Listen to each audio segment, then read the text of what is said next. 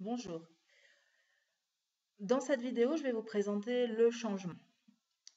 Le changement, c'est ce qu'une personne va chercher à mettre en place en venant consulter un sophrologue. Le changement, c'est changer les paramètres de la situation pour changer la situation. J'entends par là que la personne qui vient vous trouver, elle a un objectif à atteindre. Cet objectif, pour quelque raison que ce soit, elle ne parvient pas à l'atteindre seule ou elle croit qu'elle n'est pas en mesure de l'atteindre seule. À partir du moment où une personne a besoin de réaliser quelque chose et que ce qu'elle met en place pour réaliser ce quelque chose ne fonctionne pas, ça veut dire qu'elle doit changer sa stratégie. Il est important de comprendre que si une personne agit toujours de la même façon, elle aura toujours le même résultat au niveau de ses actions. Si chaque fois que je veux apaiser un conflit avec mon conjoint, je suis irritable, désagréable, je m'emporte, je me mets à pleurer et finalement j'arrive plus à parler. Si à chaque fois que je veux entreprendre une discussion conflictuelle, peut-être pour le convaincre de quelque chose, lui faire entendre raison, ou peu importe, si je m'y prends toujours de la même façon, j'obtiendrai toujours le même résultat. C'est pour ça qu'il est important de comprendre que le changement de la situation de la personne dépend de son changement de stratégie. Mais pour changer de stratégie, il faut d'abord changer des petites choses que nous allons voir tout de suite. La PNL est inspirée des thérapies cognitives et comportementales. Ces thérapies cognitives et comportementales nous enseignent que nos pensées génèrent des émotions et que ces émotions engendrent des comportements. Je m'explique. Une pensée, c'est ce qui va occuper ma pensée, ce qui va occuper mon esprit, de façon consciente comme de façon inconsciente malheureusement. C'est-à-dire que si je suis trop préoccupée par quelque chose, je ne vais pas être disponible intellectuellement. On a vu ça dans le module sur le stress. À partir du moment où j'ai une émotion trop intense ou un stress trop important par rapport à une situation, cela bloque mon accès à mes capacités cognitives, à ma capacité à être attentive et à ma capacité à mémoriser. Donc, se crée comme un bug, et souvent une émotion peut créer un bug et du coup engendrer un comportement qui n'est pas celui qu'on avait prévu. Tout part de la pensée parce que je peux avoir le contrôle de mes pensées. Je peux les identifier et je peux changer, modifier ces pensées. C'est là qu'on va revenir sur les croyances. Pourquoi? Parce que les croyances définissent notre carte du monde. Et les croyances, selon leur niveau d'importance bien entendu, vont souvent être intériorisées. C'est-à-dire ce sont des certitudes que j'ai sur la vie, sur moi-même, sur les autres, et qui sont ancrées dans mon inconscient et que je ne remets pas en question. Pourquoi? Parce que c'est une habitude. Ce n'est qu'une habitude, une croyance, c'est une habitude de la pensée. Pour ça qu'on parle de pensée. Si je pars du principe, par exemple, que je suis nulle en maths, c'est une croyance. Ça ne veut pas dire que je vais être aussi bonne qu'Einstein, mais ça veut dire très certainement que je peux développer certaines compétences. Mais en partant du principe que je suis nulle, je limite ce potentiel de compétences que j'ai. Si je me retrouve face à un problème avec cette croyance selon laquelle je suis nulle en maths, je vais avoir ce stress qui va se manifester. Parce que pour moi, par exemple, mathématiques égale mauvaise note, égale punition de papa-maman, égale je suis nulle, ça me renvoie à plein de choses par le passé. À partir de là, je me trouve face à un problème de mathématiques, tout ce passé me revient en tête parce que je vais pas y arriver, je suis nulle en maths. Mais je vais pas forcément le penser, puisque ma pensée, elle est tellement automatique qu'elle a plus besoin de se manifester en termes de mots, elle va se manifester directement en termes d'émotions. Blocage, stress, boule à la gorge, incapacité à parler, incapacité à réfléchir. Super. Programme. On a vu que l'inconscient, c'est un ancrage, tout simplement. Et c'est un ancrage. Cette croyance, elle est réactivée par le simple fait d'avoir un problème de mathématiques. Si on dit, tiens, j'ai une difficulté, est-ce que je peux utiliser ton bon sens pour résoudre cette situation? Peut-être que je ne vais pas associer ça à des mathématiques et que je vais trouver la solution simplement en réfléchissant et en faisant preuve de bon sens. Si par exemple j'identifie qu'il y a des chiffres et que c'est un problème mathématique, paf, le blocage peut se remettre en action. Voilà. Donc pour vous dire que la croyance limitante va limiter vos réactions, votre potentiel. À partir du moment où je vais modifier cette croyance dans sa formulation, déjà il faut que je l'ai identifiée bien entendu, et à partir du moment où je vais la changer dans sa formulation, ça va générer en moi des émotions plus positives. Par exemple, chaque jour, je m'améliore dans ma capacité à résoudre des problèmes de mathématiques. Ça peut être une formulation tout à fait acceptable qui fait que mon cerveau ne s'identifie pas à Einstein d'un coup en disant je suis trop bonne en mathématiques, parce que là, effectivement, on peut avoir des résistances énormes qui se mettent en place. Mais par contre, le fait de formuler cette phrase de façon positive, au présent, c'est une autosuggestion, et avec cette idée de progressivité, ça devient tout de suite plus acceptable. Chaque jour, j'améliore ma capacité à comprendre des problèmes de mathématiques. Voilà. Et en reformulant ça, qu'est-ce que je ressens? Peut-être un peu d'apaisement, de soulagement. Je ne suis pas bloquée dans mon histoire de je suis nulle en maths, et je ne suis pas non plus projetée dans je suis bonne en maths à quelque chose auquel je ne peux pas m'identifier dans l'instant présent. Par contre, si chaque jour j'améliore ma capacité à comprendre les mathématiques, tout de suite, ça veut dire que je peux prendre mon temps, je peux y aller doucement, et puis je peux limiter le stress. Pourquoi limiter le stress et pourquoi s'identifier à Einstein, par exemple, serait contre-productif? Tout simplement parce qu'on est toujours tiraillé entre deux besoins. Un besoin de repère, et là les croyances vont être très importantes parce que comme elles définissent notre carte du monde, elles sont des repères. Des repères sur lesquels on a eu besoin à un moment donné de s'appuyer dans notre vie. C'est-à-dire que le fait que je sois nulle en maths, ça ne me sert pas à grand-chose. Mais ça m'a permis de me dire, je suis plutôt bonne en lettres, par exemple, ou en langue, enfin peu importe, c'est un exemple. Et du coup, peut-être à développer d'autres compétences en laissant tomber les mathématiques. Peut-être qu'à ce moment-là, pour moi, c'était utile. Mais aujourd'hui, est-ce que ça l'est quand je dois faire ma compta, par exemple? Voilà. Donc, c'est intéressant de se dire, à un moment donné, cette croyance-là, elle a été utile. Aujourd'hui, elle ne l'est plus. Comment je peux la reformuler? Et donc, on est tiraillé entre ce besoin de repère et un besoin d'évoluer.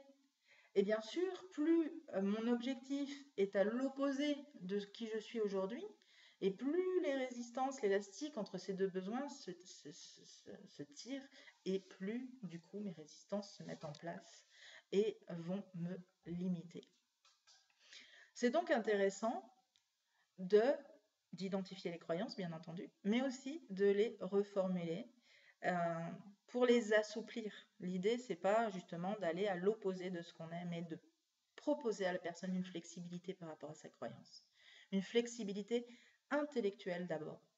Pourquoi? Parce que le fait de dire chaque jour j'améliore mes compétences dans n'importe quel domaine, peu importe, chaque jour je constate que je deviens plus souple, ou chaque jour je constate que mon caractère s'adoucit, etc., eh bien, ça permet une sorte d'acceptation et, et ça enlève la pression. Voilà. Je ne dois pas correspondre à une norme ou à un objectif précis. Je ne corresponds plus à je ne m'identifie plus à mon incapacité personnelle, par exemple, mais je suis entre les deux. Je suis en train d'évoluer. Je m'autorise à évoluer. Et ça serait très important pour assouplir la perception que la personne a d'elle-même, des autres ou du monde. Ça ne veut pas dire qu'il faut lui dire que tout le monde il est beau, tout le monde il est gentil et que tout va pour le mieux dans le meilleur des mondes, bien évidemment. Ça veut dire simplement que en voyant les choses d'une autre façon, je ressens des émotions différentes.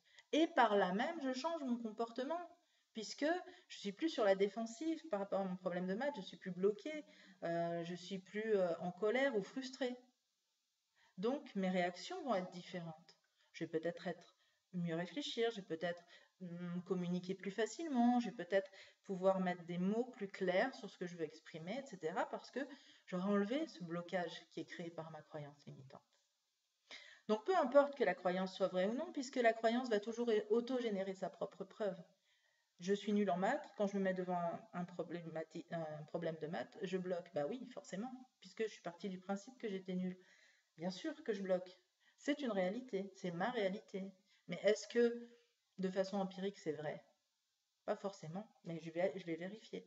Par contre, euh, ce qui est intéressant à se dire, c'est est-ce que c'est utile pour moi aujourd'hui de penser ça? Est-ce que ça m'aide? Non, ça m'aide pas. Qu'est-ce qui pourrait m'aider? Voilà. De me prendre pour Einstein, non, ça va pas m'aider parce que j'y crois pas. Que ce soit mon conscient, mon inconscient, faut pas rêver. Voilà. Donc l'idée, c'est peut-être justement d'amener la flexibilité. Je peux comprendre que oui, je peux améliorer mes compétences en mathématiques, bien sûr. Je peux améliorer mes compétences en tout. Parce que si je ne pouvais pas améliorer mes compétences en tout, ça ne servirait à rien de vivre, hein, tout simplement. Si je pars du principe que je suis né comme ça, que je reste comme ça toute ma vie, c'est pas très intéressant. L'idée, c'est de progresser, c'est d'avancer. Surtout si la personne s'est fixé un objectif et qu'elle veut l'atteindre. Donc bien sûr, on ne va pas recadrer toutes les croyances de la personne, mais on va recadrer les croyances qui vont l'empêcher d'atteindre son objectif. Donc on va faire du tri dans ces croyances. Les croyances, il y en a des négatives, mais il y en a aussi des positives. Moi, j'ai toujours une chance dans ma vie, c'est que chaque fois que je vis une situation totalement désespérée, il y a toujours quelqu'un qui vient me tendre la main. Et ça se vérifie à chaque fois. Qu'est-ce qui fait ça? Je sais pas. Je sais pas qu'est-ce qui fait ça. Quoi qu'il en soit, ça m'aide. Alors je peux penser que c'est une intervention divine, je peux penser que j'ai un ange gardien, je peux penser que j'ai de la chance, tout simplement. Peu importe, ça m'aide. Et donc, pour moi, c'est source d'émotions positives. Et peut-être que du coup, quand je suis dans une situation problématique, il y a quelque chose qui fait dans mon attitude que finalement les gens ont envie de m'aider, tout simplement. On influence, je vous l'ai dit au module précédent, toujours notre entourage par ce qu'on dégage. Et ce qu'on dégage, c'est à la fois inconscient pour nous, c'est aussi inconscient pour l'autre. C'est ce que je vous expliquais par rapport aux histoires de transfert, etc. Mais ce qui est important, c'est selon les dispositions intérieures dans lesquelles je suis, le message inconscient, le message non verbal que je vais envoyer vers l'extérieur va être différent. Et donc, ma vie va être différente. Sortez dans la rue un jour où vous n'allez pas bien. Vous sortez les bras allants, vous regardez vos pieds, etc. Et vous êtes triste ou déprimé. Sortez un autre jour où, je sais pas, vous avez appris une super bonne nouvelle et observez la différence de réaction des gens dans la rue. Faites ce type d'expérience et vous verrez que selon votre état d'esprit, et ben forcément les gens en face ne réagissent pas de la même façon. Et donc c'est important à comprendre et c'est pour ça que c'est important d'identifier ces croyances et de chercher si elles sont utiles ou pas, si elles aident la personne ou pas. Et à partir du moment où la personne va dire non, ça m'aide pas de penser ça, qu'est-ce qui pourrait vous aider? Bien sûr, c'est pas nous qui allons lui proposer la phrase magique, c'est qu'est-ce qui pourrait vous aider de penser? Qu'est-ce qui vous ferait générer à ce moment-là une émotion positive? Et là, c'est intéressant. Et du coup, à partir du moment où la personne change ses pensées, elle change les émotions qu'elle ressent, elle change son comportement et elle change à la fois sa stratégie, mais à la fois, peut-être que la stratégie était bonne, mais simplement il manquait quelque chose dans cette stratégie. Il manquait la personne elle-même, il manquait sa vibration positive. Alors c'est pas mystique la vibration, c'est comment elle se sent et quel message elle émet. Si elle a une bonne stratégie en étant atonique, pas sûre d'elle et en regardant ses pieds et sans regarder son interlocuteur dans les yeux et où elle a l'impression de déranger, elle se sent coupable et mal à l'aise, ou si elle est sûre d'elle et qu'elle communique sa joie de vivre et son enthousiasme, et ben la même stratégie va être vécue totalement différemment par ses interlocuteurs et même par elle-même. Et donc cette énergie-là, cette vibration-là, va être intéressante à exploiter pour atteindre son objectif justement. Et ce qui est intéressant, c'est justement d'encourager la personne à pouvoir auto-générer un état positif dans lequel elle va pouvoir finalement atteindre ses objectifs intermédiaires jusqu'à son objectif principal. Donc on va toujours, par rapport au changement, chercher hein, ce qui va bloquer la personne. Et on va aussi vérifier l'écologie. Y a-t-il des inconvénients pour toi et pour les autres à atteindre son objectif? Et si oui, quels sont-ils? C'est important de comprendre que s'il y a des inconvénients à atteindre son objectif, c'est-à-dire que si l'atteinte de son objectif met la personne en porte-à-faux par rapport à une tierce personne ou par rapport à ses finances ou par rapport à une sécurité matérielle quelconque, ben, est-ce que ça vaut le coup d'aller au bout de cet objectif? C'est là où ça va être important par rapport à la détermination d'objectifs, de vérifier l'écologie de cet objectif. Si la personne nous dit, bah voilà, je voudrais partir faire de l'humanitaire parce que c'est vraiment ce que je veux faire, mais j'ose pas, etc. Puis qu'on se rend compte que finalement son mari est totalement contre l'idée et que si elle fait ça, elle risque de briser sa vie de famille, c'est important de la ramener à ses priorités. En cela, les niveaux logiques seront d'ailleurs intéressants.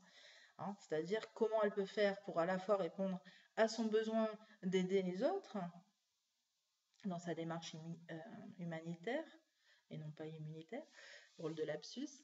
Dans sa démarche humanitaire, elle peut très bien le faire peut-être de chez elle ou le faire dans des occasions spécifiques, mais peut-être que son besoin de garder une cohésion familiale sera plus importante. Donc c'est important de vérifier si l'objectif il est vraiment en lien avec les valeurs de la personne et ses priorités. Là aussi, identifier les croyances limitantes. Identifier les croyances limitantes selon lesquelles elle n'est pas capable d'aider les autres ou elle se sent inutile dans sa vie. Et peut-être que là aussi, l'objectif pourra prendre une autre tournure, tout simplement. Après, ça va nous permettre aussi d'identifier s'il n'y a pas un bénéfice secondaire à sa situation actuelle, c'est-à-dire un inconvénient à atteindre son objectif qui serait par exemple, je cherche du travail. L'inconvénient à trouver du travail, c'est que je serai obligée de me lever tous les matins de bonne heure, par exemple. Voilà. Donc là, effectivement, on identifie qu'il y a un bénéfice secondaire, mais que ce bénéfice secondaire est moins intéressant à conserver que le bénéfice à obtenir un travail.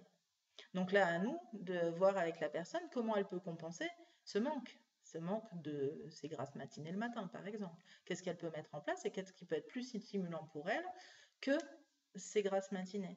Peut-être un sentiment d'autosatisfaction, peut-être la capacité justement de mieux se reposer le week-end parce qu'elle culpabilisera pas de ne pas avoir bossé la semaine, etc.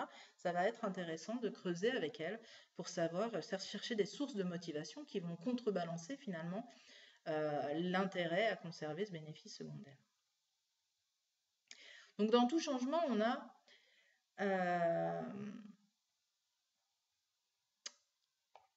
trois étapes, si on peut dire ça comme ça.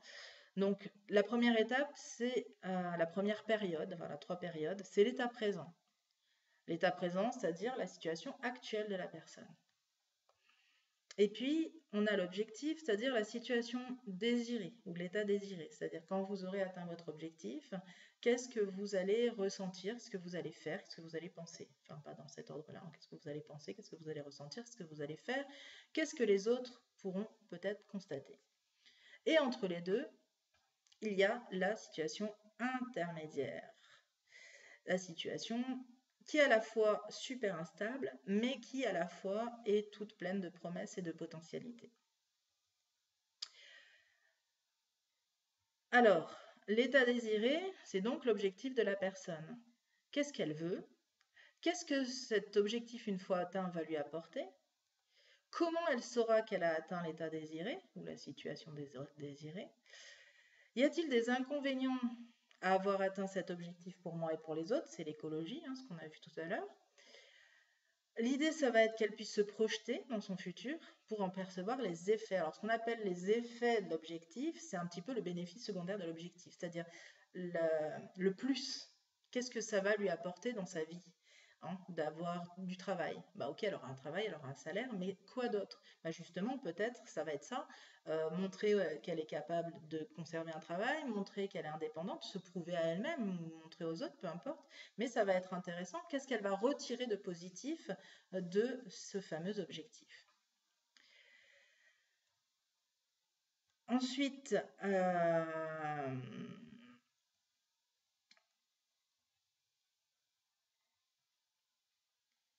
donc, s'il y a des inconvénients, bah bien sûr d'y apporter des solutions, hein, ce que j'ai dit tout à l'heure par rapport aux bénéfices secondaires, comment on peut pouvoir le contrebalancer justement grâce aux effets de l'objectif. Et bien sûr, tout change tout le temps. C'est-à-dire que oui, la personne, elle va être amenée à changer par rapport à un objectif qu'elle se fixe, mais il faut savoir aussi que parfois l'objectif est imposé par la vie. Par exemple, ben, peut-être qu'elle vient de divorcer, qu'elle a du mal à assumer son divorce, peut-être qu'elle vient de se faire licencier, peut-être. Le changement est parfois imposé par l'extérieur. Et donc nous invite à changer certaines choses dans notre vie dont on n'a pas forcément, qu'on n'avait pas forcément envisagé de changer dans un premier temps. Donc quel que soit le changement, hein, qu'il soit investi, enfin qu'il soit, comment dire, euh, imposé par les autres, par la vie, ou qu'il soit voulu par la personne, eh bien, c'est intéressant de développer de nouvelles compétences, et ces nouvelles compétences risquent de se heurter à nos fameuses croyances. Donc c'est pour ça qu'il est important d'identifier les croyances, de les remettre en question, et de ramener la personne à son identité. Encore une fois, on va se servir des niveaux logiques pour ça. Hein, qui elle est vraiment, quelles sont ses valeurs, quelle est la mission qu'elle se donne dans la vie, pour justement qu'elle trouve son objectif en fonction de qui elle est, et non pas par rapport peut-être à des normes extérieures imposées par la société, ses parents, son employeur, etc. Il faut qu'elle soit en accord avec son objectif. C'est ce qui va d'ailleurs l'aider et déclencher sa motivation. Donc l'état présent, quels sont les avantages de l'état présent et quels sont les inconvénients? Les inconvénients étant ce qui la dérange dans sa situation actuelle, les avantages, le fameux bénéfice secondaire. Souvent pas très avouable, hein, parce qu'avouer à son sophrologue qu'on veut bien trouver du boulot mais qu'on n'a pas envie de se lever le matin, voilà, ça demande un petit peu de recul, d'humilité et d'acceptation de cette partie de soi aussi. Hein. Mais bien sûr, un accompagnant bienveillant et à l'écoute va aider la personne à mettre des mots sur ses bénéfices secondaires. Et la situation instable, donc c'est en fait quand on a le cul entre deux chaises, hein, ni plus ni moins, c'est-à-dire qu'on est balancé entre ce besoin de repère et de sécurité et ce besoin d'évoluer. Donc on est un petit peu pris entre deux feux et à un moment il faut se lâcher des deux mains pour attraper l'autre côté de la rive.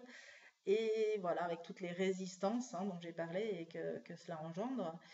Donc la personne va être confrontée à ses croyances, va être confrontée à ses habitudes, et donc l'idée, ça va être vraiment de l'amener à être flexible et à envisager différentes solutions, différentes possibilités, ce qui va être très intéressant, puisque cette période est aussi la période de toutes les promesses. Hein. C'est vraiment quand on se rend compte qu'on est apte à changer et que d'un coup on peut faire des choses qu'on n'avait même pas imaginées, et c'est là qu'on va conduire la personne aussi. Hein.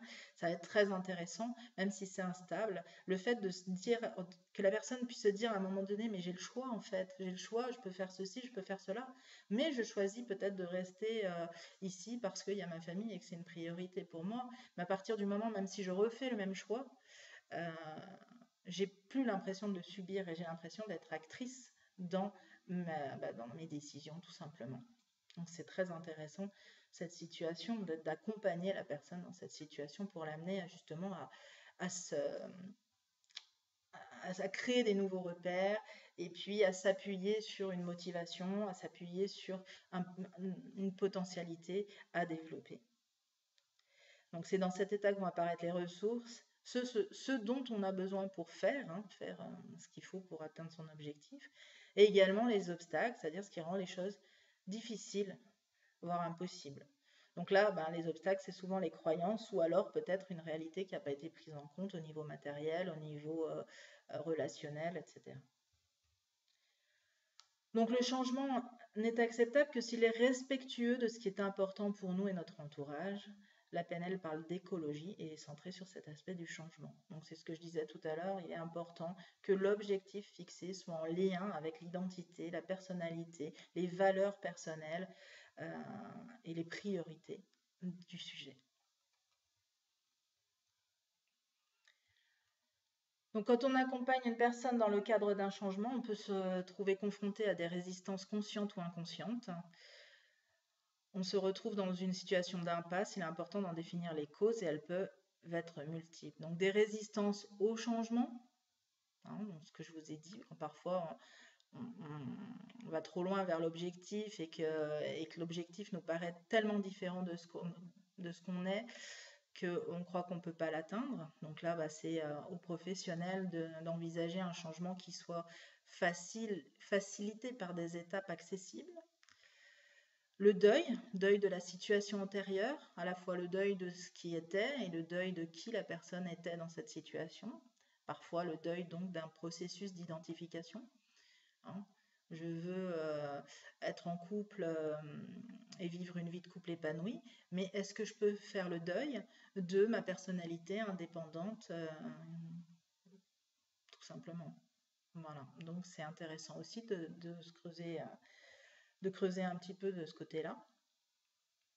Les valeurs, donc là, bien sûr, on va identifier si l'objectif est en lien avec les valeurs de la personne. On va identifier aussi si la personne a les ressources dont elle a besoin pour atteindre son objectif. Et si elle ne les a pas, comment elle peut les acquérir? Est-ce qu'elles sont disponibles ou est-ce que son objectif est irréaliste, tout simplement? Là aussi, on devra identifier ça.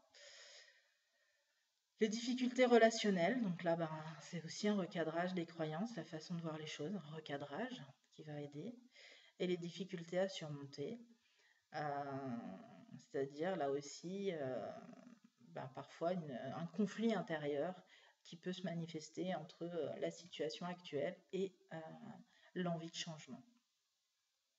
Pour qu'il y ait changement, il faut d'abord qu'il y ait une prise de conscience de ce qu'il y a à changer et ensuite une volonté de changer. Voilà, c'est pour ça qu'on va toujours vérifier que la personne est bien venue par elle-même et que c'est vraiment un choix qu'elle fait de venir et de vouloir changer et non pas quelque chose qui lui est imposé. Les freins au changement peuvent donc être affectifs, tout ce qui va être, en tout cas émotionnel, tout ce qui va être la peur, la méfiance à l'égard de ses propres capacités, la peur du jugement des autres, la peur de l'autorité, si le changement est initié à notre insu, bien sûr, la peur du résultat, la crainte de l'inconnu. Donc tout ça va être aussi à prendre en compte, à faire identifier à la personne, à aider à désamorcer. Ils peuvent être aussi psychomoteurs, par exemple le manque de volonté, d'énergie, le découragement, l'attachement aux habitudes. Donc là aussi, trouver une source de motivation pour redonner de l'élan, ça va être important. Et intellectuel, c'est-à-dire un esprit fermé et la personne ne perçoit pas une autre façon de voir les choses. Elle est dans l'incompréhension et le manque de fiabilité de ce qui est à l'origine du changement, une appréhension de la réalité. Donc le travail se fait au niveau de la détermination de l'objectif et plus précisément sur sa finalité. C'est ce qui va permettre de dépasser toutes ces réticences. En cas de blocage, vous pouvez demander à votre client de quoi il aurait besoin. C'est une façon de lui rendre le pouvoir tout en restant à son service. Voilà donc pour le cadre du changement. Pensez bien que tout ça c'est un tout et que bien sûr tout ça se passe vraiment au niveau de l'anamnèse et au fur et à mesure de l'accompagnement. Et tout ça sont des notions vraiment importantes à prendre en compte pour aider au mieux votre client à atteindre son objectif. Eh bien, je vous remercie de m'avoir écouté. J'espère que j'ai été suffisamment claire. Si jamais ce n'était pas le cas, qu'il vous reste des questions ou que justement tout ce que je vous ai expliqué soulève de nouvelles questions, eh bien, n'hésitez pas à nous contacter, ou moi ou un autre formateur. Voilà. Eh bien, je vous souhaite une excellente journée et à très bientôt.